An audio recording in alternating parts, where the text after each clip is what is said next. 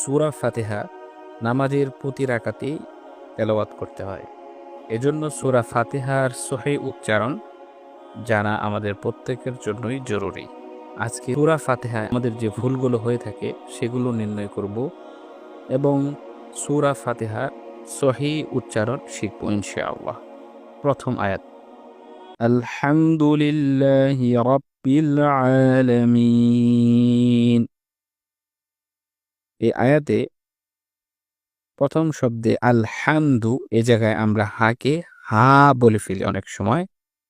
আমাদের উচ্চারণটা শোনায় আলহামদু, যেটি সঠিক নয়। সঠিক উচ্চারণ হচ্ছে আলহামদু, বড় হা।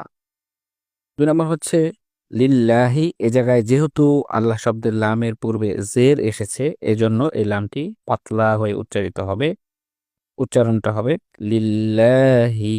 তৃতীয় শব্দ রব, এ শব্দে র এর উপরে যেহেতু জবর এসেছে, এজন্য র মোটা করতে হবে।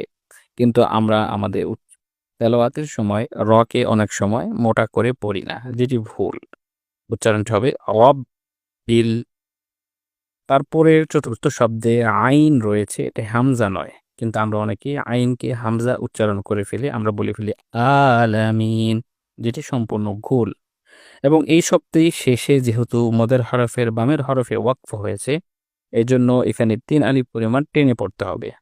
তো সঠিক উচ্চারণটি হবে আলহামদুলিল্লাহি রাব্বিল আলামিন। অথচ আমরা ভুল এভাবে পড়ি আলহামদুলিল্লাহি রাব্বিল আলামিন, যেটি ভুল। দ্বিতীয় আয়াত, আর রহমানির রহিম। এই আয়াতেও র হরফের উপরে জবর থাকায় র হরফটি পুর বা মোটা হয়ে উচ্চারিত হবে এবং হা যেহেতু বড় হা, এজন্য এটি উচ্চারণ করার সময় মুখ থেকে বাতাস বের হবে। তো উপরের হাটি যদি আমরা ঠিক করি তাহলে এখানেও আমাদের ভুলটি শুদ্ধ হয়ে যাবে। কিন্তু আমরা যখন পড়ি তখন আমরা বলি অনেক সময় এভাবে আর রহমানির রহিম, যেটি ভুল।